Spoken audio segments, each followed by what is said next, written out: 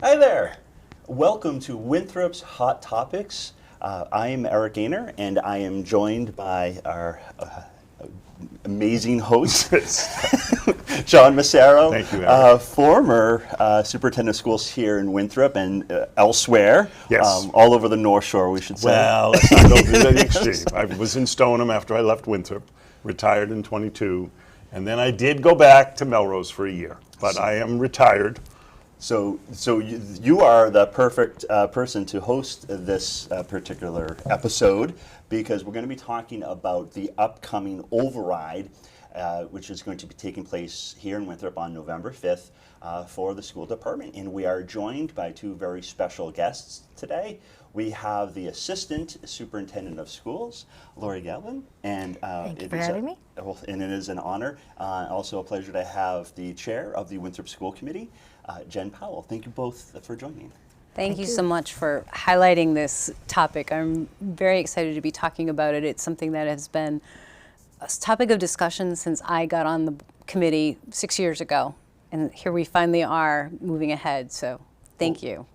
I could just maybe start off by saying, since you've been on the committee now for 6 years, why now? We're 2024, and we're looking at a Proposition 2.5 override. What led us to this point at this time? That is a brilliant question.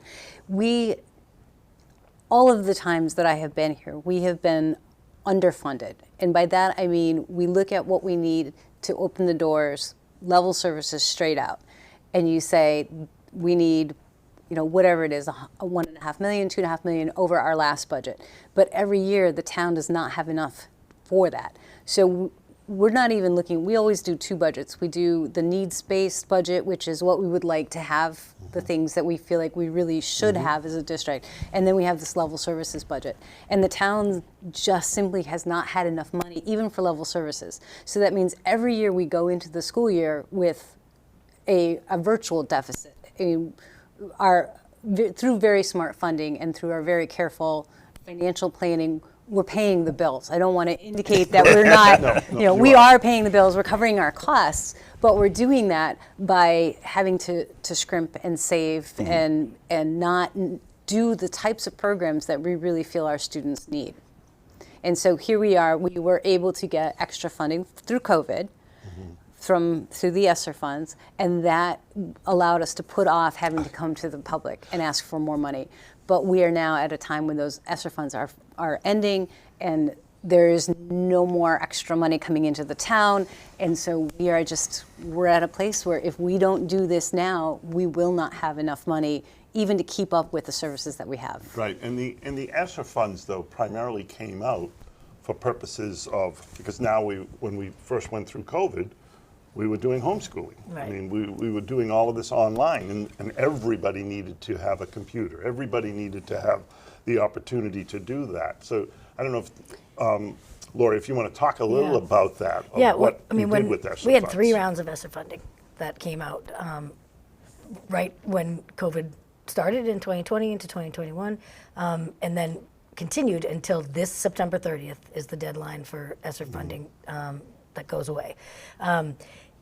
You're right, we had to purchase new computers. We had to have screens for every teacher to use at home. We had to have document cameras and webcams and everything else for teachers to be outfitted in their homes to be able to teach the students. And we had to make sure that students had computers and technology, because not all of our students had them in the home. So that was the initial push for the funding, was to make sure that communities could provide this distance learning for all of their And students. if we also recall, too, with the ESSER funds, there was all of the safety equipment that you had to have yes. come in The and make sure that, distancing. correct, the distancing, also those machines for the air controlling we and still all of have those them, things. yep. Exactly. Still have all those materials, the masks to be available for every staff member, the hand sanitizers, the equipping it in every classroom and every building. Once we did come back even So hybrid. it wasn't like you could take all this ESSER fund and use it for other areas.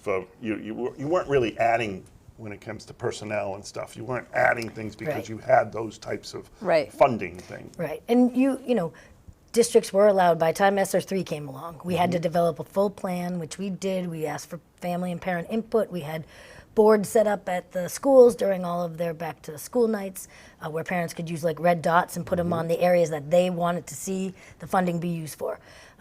And then we had to provide that to the Department of Education. We had to put it on our school website, and it had to be approved.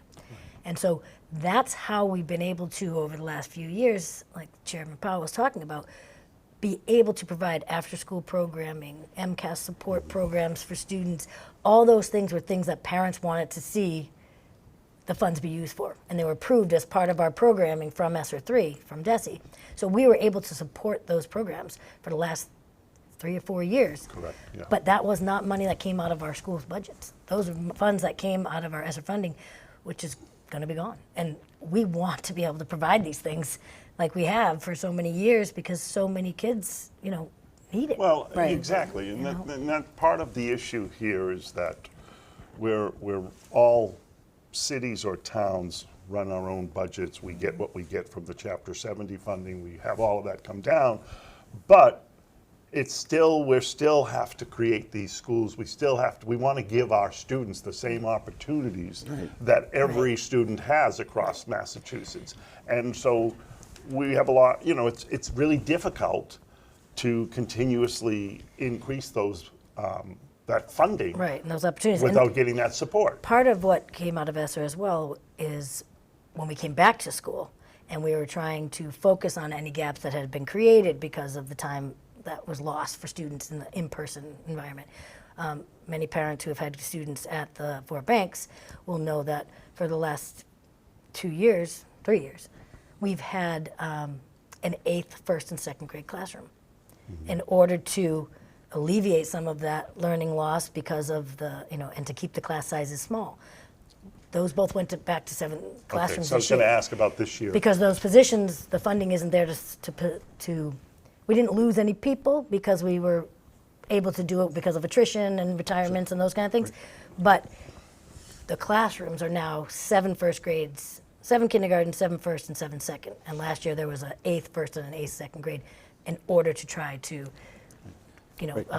Just squash those gaps. before we continue, I just wanted to get kind of like why now? Why in 2024? Because I think this is not a Winthrop specific issue, right? Override. It is I've not. seen them happening everywhere, and I'm assuming another part of this is the economy, the inflation, right? We've seen very, very high inflation, correct? And so the costs for the school department have gone up way over, I'm Yes. assuming, the 2.5%, Yeah. right? So maybe you could just. And I think that's what's really important to note is that this is not about adding on new programs, adding on new teachers, adding on new curriculum.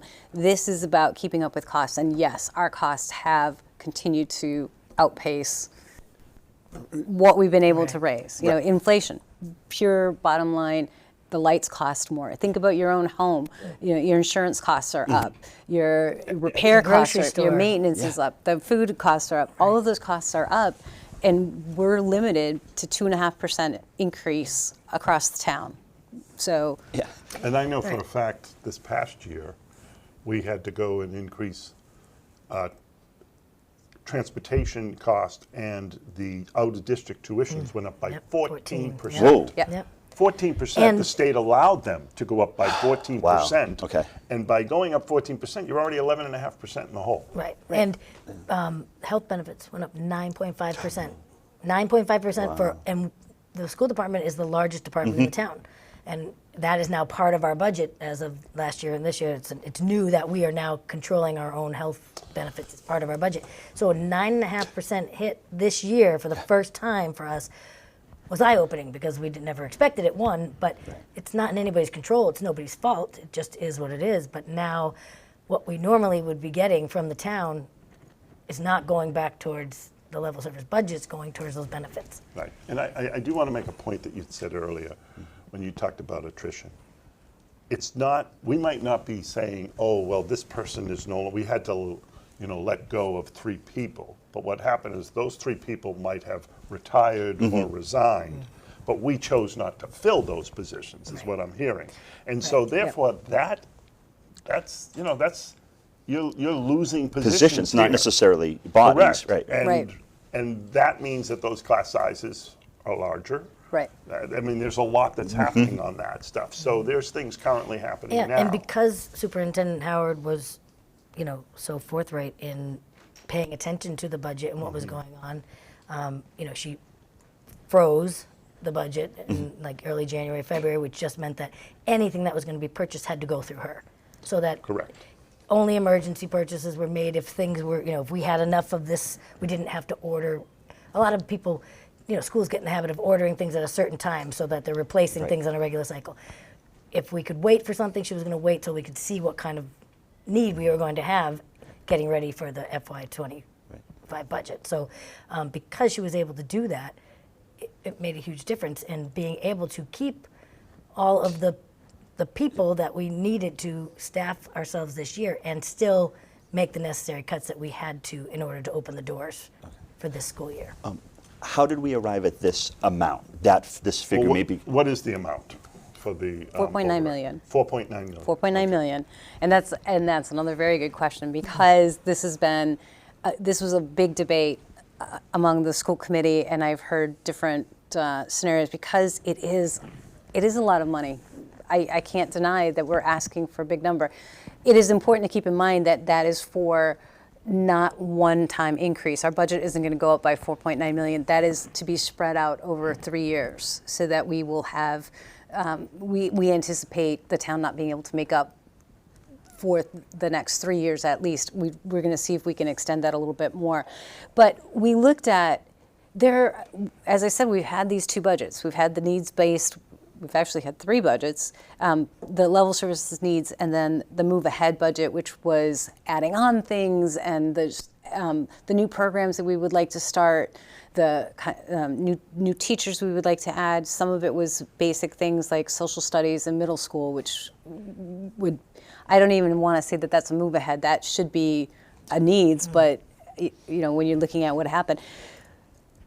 So we looked at what we would love to do, and I think it was something like 9 to 10 million, which would put us in just a great spot to be able to really do a lot of great programs for the kids. But we also consider our town, and we consider the taxpayers, and we consider the community and what we can afford, and what is it realistic to expect, and what is it, and we felt that this was the number that was. Even though it's a push, we're not asking for a lot of extras. We're just asking to maintain the services that we have. And our schools right now are in a really good place. Yeah. And I just fear that if we can't maintain at least the base level of services, that our quality is going to drop. And that's something that's not good for any of us. Right. It's not good for the students, and it's not good for the community. Right. We've been able to add new curriculum, and we've seen growth in a lot of our, not just MCAS scores, because we don't base everything on that, but we've seen the growth in our students and in our programming, in both, math K-8. We've brought in a illustrative math program. We've been able to investigate and just recently purchased a new early literacy program, and really focusing on the science of teaching and reading, and making sure that we're delivering everything we need for our students. And being able to support these programs is an ongoing cost. So making sure that we're, like Jen said, we don't go backwards. And one of the other ways that we reached that number was the conversations. This override for Winthrop is the first in 15 years that the school has come and asked. Yes, that was 2009. Yeah. Wow. So last time. and on average, it's about 5 years. And some places will tell you that it's 3 to 5 years that the towns come back and ask for overrides. Correct. Now, within those 15 years, we did have the school vote for the high school, the high school, middle school. So that was one that came in 2013. In the football. Right, and then they had the stadium and in those votes. But and the reason why I bring that up is because those are two different types of funding purposes. A lot of people will ask, well, we just did that for the school, so why can't they use that money? And we did this for the stadium. The difference is that's a debt exclusion versus an override. The override will take your 2.5%, and if we do the 4.9, what it does is it raises that level now, so that's why that 4.9 will carry you over to, in the estimation of 3 years, because of that number. The town will work to. Obviously, if you were able to do a much higher, that might have carried you over for what really is now a realistic is 5 years. They're trying to, when they try to do these types of overrides, because because all of those other expenses are not going by 2.5. And it goes back to your point, Larry, that a lot of districts do this every 5 years Right. to keep, and, keep up and with you know, pace. when we needed to come to the town would have been in the middle of COVID, and that was not the time to be asking Correct. anybody for something. And we, at the same time, were reaping the benefit of the federal and state government with the ESSER funding, so we didn't have to come forward and ask. But now we're 3 years farther along in inflation. Yeah. And we're still back at that same base level. I look at this kind of like, in summary, this is a last resort. The way that, from what I'm hearing, that we've done everything we can do. Yeah. Used all of these funds that were available to us. They're gone. There is nothing left that is on the table other than to go to voters and ask to keep things going forward. And I don't know if all the voters know, but Superintendent Howard had to close a $1.4 million budget deficit to open the doors this year. Really? Okay, Which no, I didn't was know. part, I was started talking about with freezing the budget and being able to Okay. prepay tuitions, legal things that you're allowed to prepay for a year. That's why the freeze came into place, so that those dollars could be captured to do those kind of things in order to free up the funds to pay the salaries to keep the staff that we So have. let's clarify that just so that Yeah. people understand. She put the freeze in place so that at the end of the year, she would come up with what you would call a 1.4 million, maybe surplus type of thing. Oh, okay, yeah. However, having that, it enabled her to prepay those tuitions that come out of this year, which you can, so normally you can't use any other budget money from this budget to next year, with the exception of a prepaid tuition type of thing. And so that's what she was looking to do, which she has done successfully. So I Yes. applaud you guys for doing that. And knowing that at that time and doing it in Having the January to foresight. look at that, because she Right. talked about that at the Finance Committee and all of that. However, when you take a look at, when the budget, she knew that the budget this year was going to begin at 1.4 in the hole. Right. So at that point, by knowing that, she said, well, how else can I have this opportunity? Because we don't have an opportunity to Right. ask at this time for an override. And even if they did what they're doing now to ask for this override for November, it would not affect this current year. Right. Right. So what's happening here now is that, so she enabled herself to do that, which is great. However, that 1.4 now for next year Right. turns into probably a 2.8. Right. Yeah. With the inflation on top No, of that's it. a To great be way of clear, explaining it. Yeah. It's not like, it makes it sound like there was extra money There in wasn't. the budget that she then was able to shift, and that's not the case. It was a matter of freezing costs and Correct. cutting back in places that you could, not necessarily in positions, but cutting back on purchases, but cutting back on payment, wherever that they could find money in order to be able to have the money to send and to your over. point earlier, there's been attrition already. People, they just didn't hire positions of people that have already left or retired. So there have been reductions that have happened towards this year. Exactly. So what happens, let's get into the budget season, and you're not able to move, the override does not pass. What does that look like for Winthrop moving forward for next year? That's a difficult conversation and a meeting none of us want to be at. I mean, it will definitely mean cuts. It will mean increases in class sizes. It will mean no after-school programming unless it's fee-based. So let me turn this around a little bit, because you've Yeah. been through this. Right. Exactly. And, so we don't know exactly how many positions, we don't know exactly what would happen, but we can look at what's happened in other communities as an indication. So in Melrose, we had asked for a 4.9 million, it was 4.5, but it was city and Combination. school. And the school's part was about 3.9, and then the town was about 1.5, the city. But a lot of people would say, oh, well, it didn't pass. It didn't pass. And we actually had to eliminate 20 positions of actual positions currently.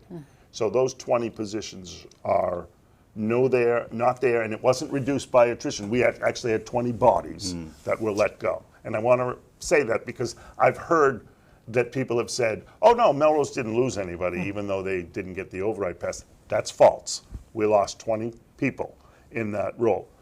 However, we did do it based on a needs base. And in that needs base, we ended up with those 20, you added another 38.6 positions that were not going to be filled. So Melrose, that 4 million is hurting. And to your point, you know, Melrose, just like Winthrop, just like a lot of these communities, you're on a roll. We're making great progress. You know, you're making this great progress, and then all of a sudden it's like, well, what do we do now? Right. You know, what's going to happen? Right. And when people say, and I'm sorry, I'm going to go off on a tangent for a second, but when people say that, well, COVID's over. I mean, we can move on. You can just do all these things. COVID's not over for our kids. No. The repercussions of what our kids have gone Right. through is not going to be over until that last group graduates, which is not for another 10 years. Right. And so there's a lot of areas that I'm sure that you are working, and the district is working very hard to get our children to where they should be at those grade levels. Also with the mental health areas. And that's what we may not understand as an adult who went through school and said, hey, we could do all these types of things. Well, and, you know, schools look very different. They look very different than when all of us, I think, were in schools. But the amount of infrastructure that it takes to support all the academic learning and the technology, you know, that's something that's very big right now. And we were able to use ESSER funding, like we said, to build those things up. But now we have to maintain them. Because if they go away now, these programs that we're using to educate our students where they're finding so much success, Right. they have to be upgraded, just like everyone's home computer and things like that. Like things have to be switched out. You have a life cycle on technology. That has been paid for over the last few years, all by ESSER funding. We don't really have a technology line. Our professional development for our teachers has all come from these funds that we've been able to use. And again, we were so thankful to have these things and to be able to offer these things and to offer these programs for our kids and let our teachers teach all these after-school programs and, you know, fun things that the kids want to participate in. Right. That doesn't exist for us in the, like you said, the mental health piece. Right, for and kids. did we not have a drop-off in Chapter 70 funding in all of the communities this year? Well, I think it was more that last year the governor gave us an extra piece of Right, but funding. that was- So yes, that Right, was but this not there particular this year Right. was not there Right, this year. right. And Right. that's what's also added to all of this. Because I know stress. that was a Right. big issue Yeah. in Melrose. Yeah. And so, to me, the state is saying, well, okay, we're going to put, the state is really saying to the local communities, it's your responsibility now. Go out there and figure out if you're going to increase your 2.5 or not. That's that. Right. What I'm sort of taking away from the conversation is that this has been put off as long as possible. Yes. And you're now coming to say, listen, we're not coming up with a wish list, because I am sure it's hard because, you know, there's a program that very near to me is music. I would really love to see it. But I know you get this probably all the time, is especially some, I guess I'm an old timer, I don't know, that remember the high school band, and we would, and that's not even part of that. This ask is just to keep the momentum going, keeping things the way they are, right? We're not adding really anything, are we? Right. But I would say onto that, I call this the move ahead budget in a way, because it puts us in a position so that we can still think about, are there ways we could bring a band? Are there ways that we could do other programs and adding? Because we would at least be able to maintain the services that we have. And we haven't given up on band. It's just been trying to figure out what that could look like and where that could fit and how it could be done. And if we can maintain where we are, we're still in a position to be able to, Right. We to can do still that. search for the funding and look for grants and Exactly. So right now, like our title funding is very set. It fluctuates very little from year to year, kind of thing. And you know, that is to be used for, you know, supplementing and not supplanting what you need in your schools. And so we do that very steadily, but it's very heavily based in supporting the needs that we have for our special education programming, for our Title I and reading programming, and that supports our faculty as well. So I think, believe, if I'm not wrong, Superintendent Howard said we had about $2 million that comes out of our Title I and IDEA and 240 grants that pay salaries that are not included in the base LEA budget. Right. So there's no room to add anything there because the money's not going up, but the salaries do, and the costs of everything else that's attributed that's put into those grants goes up, the special education costs and such. So you have to in the grants pay for that as well, right? So if it goes up a tiny bit or goes down a tiny bit, now you have to get, you have to rework the grants every year to make sure that you can provide everything you want to be able to provide for your students and for your faculty. And there's no room for us to play with those anymore right now. So again, it's one less place we can go. Right. That's not part of the LEA budget. I did have another quick question about enrollment. I've heard that enrollment is going up. Is that a factor in this as well? I mean, it's a factor if class sizes, if we want to keep class sizes where they are now. Right now, but in K to 5, our class size has a mean of about 20 students, which is a nice size. It is, yeah. It's a nice size. But that would be in jeopardy that will be definitely for in the jeopardy. following, for Right. next year Yes, at this time. definitely. We have been able to absorb the new students into, and we do have a large number, a big influx coming in, but we've been able to absorb them for the most part. And if you look at when a student comes in, there is a reimbursement for that. It doesn't cover the cost of the student, but there is, so we do get more money when more students come in, but they also come in, it depends on the services that they need and what the demands are. I mean, our commitment is to providing every student with a high quality education, regardless of where they are. So we do what we need to do to meet their needs. Right. And like, John said, the kids in school now they carry a lot more in their backpack. They really do, than I remember, in being a student. And in the schools, we've been so dedicated for so many years to help provide, to be all these things for our students. Whatever they need during the time that they're with us, we try to find a way to provide it. And that's a lot. It looks a lot different post-COVID than it did pre. And so providing for all those things can be very difficult. Like Jen said, there's a certain allocation amount that comes with our students. There's also a certain allocation amount that leaves when our students go to the VOC or one of the other schools kind of thing. So, but neither way is it enough to pay for the education of that student. So, like you said, provided if there's additional costs, they know if there are different things they need. I think it's going to be important for the community to see what those reductions are going to be. I think that that's really important for them to understand what that might look like, what that picture's really going to look like in order, because as you said earlier, and I remember back when I was here, having social studies split at the middle school and all of that, it's not the greatest thing, to be able to do that. You want to have that. There's a purpose of a middle school team. There's a purpose of why we go in that direction. It's good for our students on this stuff. We don't have it as a junior high anymore from what we had. So I do think that the reality of what those cuts are is going to be really important for people to get a sense. And it sounds to me, from what you're talking about, is it's really just coming from the money that you're asking for is to maintain the level services that you currently have as you move forward. And so if we're not going to be able to maintain those level services, what does that really look like now? And that looks like, to me, from just listening to you, increased class sizes all around. I mean, that's for sure. Possibly even more programs that are there to help with students may be eliminated, and probably extracurricular activities and athletic fees increasing. I mean, I don't see any other way from just listening on those types of things. However, I think that that's the more specific, Right.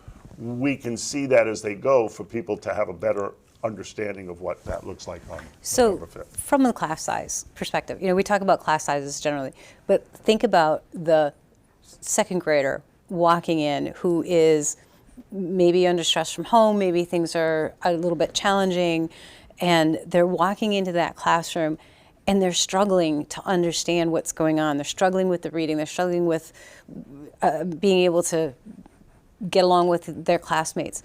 If that classroom has 20 students, the teacher now can recognize that that kid is struggling, and we've got the backup services to help that child, and we can swoop in and surround that child in second grade and get them what they need. If there are 25, 26, 29 kids in that class, that teacher is just hanging on, trying to get through the day, and it's much easier to miss these poor little ones who, and that's the time when you really need to be picking up on the reading. You need to be picking up on are they advancing the way that they should be? Are they getting those fundamental skills to build? Because otherwise they're falling more and more behind. You were able to wrap around Right. that child. Exactly. And we want to put every child in the best possible environment always. Even our kindergarten programs, there's a teacher and there's an classroom aide in every classroom. An aide in the classroom is not required, Right. but the teacher is. But so we want to give those kids everything they need. But if we don't have the funding, that's one of those things that you could have 18 to 25-year-olds by yourself. Well, that's what they have in Melrose. They don't have a support because we couldn't. Right. And that was So part of that's something one that of the we were things going to that- have to put in, but now they're dealing with that same Right, topic. and that's not issue what that you're anybody talking wants. about. I mean, Superintendent Howard has said, I know she said it publicly, she doesn't even know in good conscience how she'll feel about whether or not being able to open a building, open a district, knowing Right. what it could look like. But if in you that decide, respect, right, and that's as and I an guess- administrator. right, and so I guess that's part of your Right. struggles is that over the course of the year, it's great to have this election now in November Yes. to see where you're at, because if it passes, at least you have a good idea of what that direction looks like. But if it doesn't pass, those are now you're depressing matching days. that game. Right. You're matching the paras versus what else could happen, and then it becomes this whole Right. tug of war. Yeah. Like Jen said, our goal is to find out what it is that every child needs and Right. get there somehow. And everybody, Winthrop has such an unbelievable faculty and staff in all of our buildings that they're willing to step up. They're willing to do all these things and to find ways to make things work, even though it's not their job or it's not their responsibility. They want to do it. And I'm just afraid that positive morale is something we're gonna be struggling with if this doesn't if this doesn't move forward. Yeah. That's Because a really good, important. it's just the I can morale. feel the angst in myself. I can hear it in Superintendent Howard when we talk about it. Like, how do we, in good conscience, try and put forward a budget for next year, knowing how deep this could go, and say that we're in a how do position you- where we want to open Right. a district like this. And It's what hard. people don't, the other thing is how do you keep up with the mandates that the Department of Ed has put down with all of this stuff as well? At this point, mandates are mandates. Some are funded, some aren't funded. We've always just had to do what we had to do to make sure that we can walk that line of doing what you have to do and still provide for every child, right? So, we've talked about this in the sense that we can't get hung up on those things because our goal is just to provide for every child what any child needs at any Right. given time. And will be our mantra kind of and our mindset going forward in this. It's the heaviness, it's the weight of worrying about having to do that work. That's Let it. me pick up on that community concept. Right. And the question is, on this ballot is, do we support our schools? What kind of a school system do we want to have? And out of that, what kind of a town and a community do we want to have? Do we want to be a community that has strong schools that support the children, that say to our teachers, we're behind you. we're asking a lot of you, and they give a lot to us, and they do that right now because they do have the community. One of the things when I came in to the school committee that was important to me was establishing an environment where teachers felt supported and wanted to be a part of it. So you're not here, I mean, obviously they're not here for the money. So, but let's give them a place to work, and let's, as a community, come together and say, we're gonna help you and we're gonna give you the resources that you need to the extent that we can. The staff is amazing here at the Winthrop schools. They do such a great job caring for our children, and I agree. Morale is hard to measure sometimes, but you're right. It sends a message. Do we value the work that you're doing? And so I think that was very well put, Jen. And it's kind of one of those things, John, I don't want to think about what might happen. I mean, and you bring up a good point. It's not, we might want to know, like you said, if this were to not pass, what are the consequences? But it seems pretty bleak. It's probably something we don't want to even have to think about. I imagine. Unfortunately, you have to see it, though. I mean, people have to. Well, you've gone through this, right? Right. It's not. I'm sure it's not a pleasant experience. No, but I mean, I think this is what I have. This is what I'm not going to have now. I think that's important as you move forward, because you are asking. I mean, a lot of people who go out there and vote think, well, school should be the way it was when we were in school. That's not how it is, and that's just the way it is. And there's reasons for why school is not that way anymore. But it's a struggle, and it's something that the community all needs to come together, because it's going to help the community by having. We're proud of Winthrop schools. We're proud of the work that you all have done. Yes. We appreciate everything that you and the Superintendent Howard and that vision of her thinking, hey, okay, this is what I'm going to have to do to save this year, because we're in those types of it's year to year. But what we have to remember, more importantly, is that child who's third grade, that's their only time in the third grade. And that child who's in seventh grade, that's their only time there. And so what are we taking away from that child? That's the thought process that I try to make sure that people understand. And I know you guys do that very well, of this is what you're taking away from this student. And we don't want that. And as a community, I think schools is your thriving force of why people come and live in those communities. Well, I was just going to say, both of us have worked in different communities on the North Shore. I've never been in a community where so many of the educators and the staff members live in the community. They're from Winthrop. A lot of them, most of them born and raised, and if they weren't, they love it so much they move here. I've never worked somewhere where there's been so many employees that are part of the community. This is the start of my 7th year here in Winthrop, and every year I'm more amazed that, because I meet somebody else that I didn't realize grew up in Winthrop, and the staff we have coming back, like the kids starting in here. One last thing I wanted to touch base before we probably wrap this up. You've done I know that in talking to the superintendent, she's done a lot of work with the budget to make it more transparent. Yes. Do you want to just talk a little about that, on what she has done? And I know that you can go online.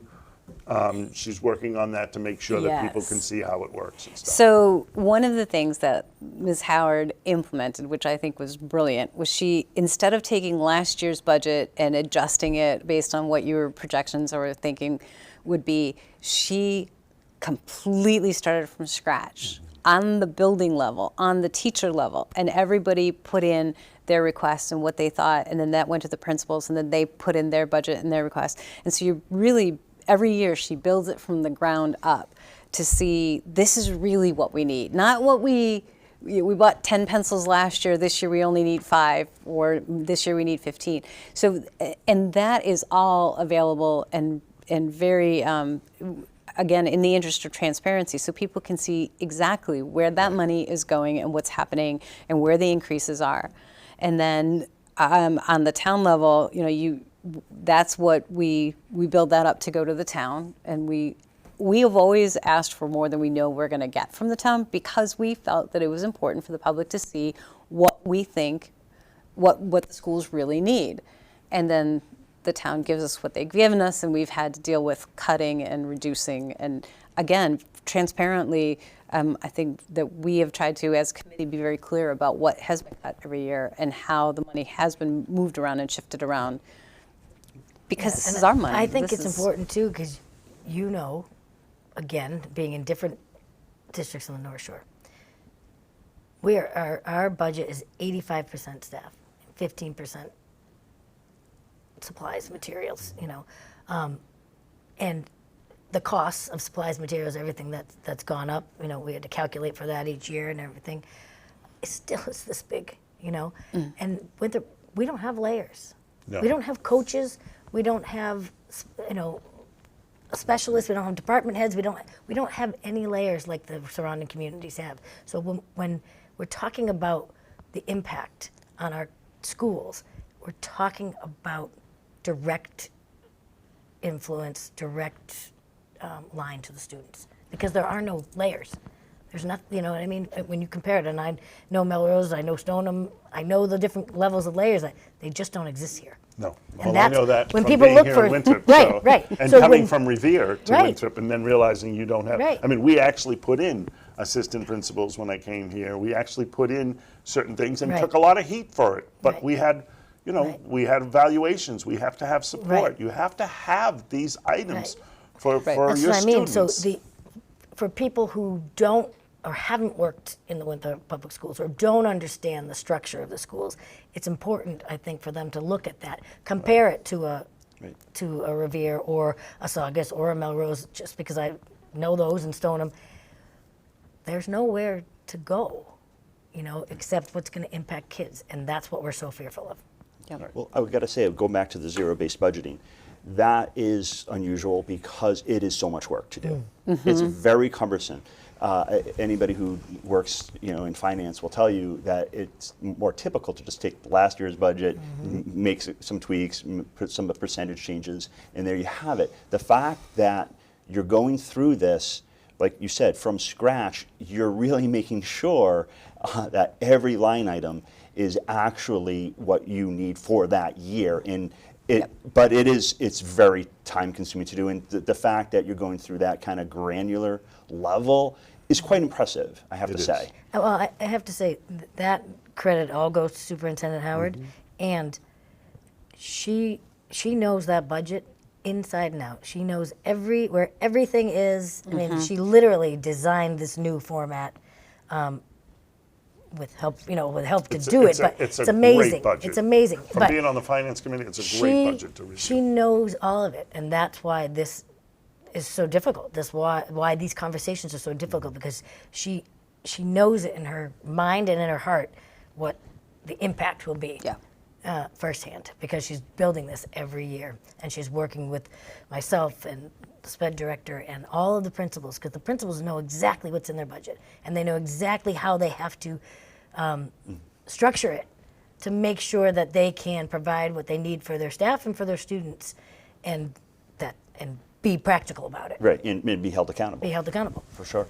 Well, I also wanted to say too, and I'm sure you echo these sentiments, John, how I think it's probably a very thankless position being on the school committee, I have to say, because you're dealing with your volunteers, first of all. We are, yes. I mean, the amount of time that goes into this, I don't know, just thank you and everybody that serves, because you're doing a lot of work that is not very glamorous, is it? I mean, this is some tough decisions that are being made, and I know you're not coming to the voters lightly, okay? No. And what we've just talked about, hopefully people see that every avenue has been explored, probably 3 different ways before we're at this point to come in November 5th on Election Day. Just wanted to make sure that everybody appreciates the work that has gone in to running our schools and to what we have before us right now. I remember once years ago, somebody had made reference that, the school committee, they doubled their salary. Well, they can double it all they want. They can triple Triple it. It's still going to be 0.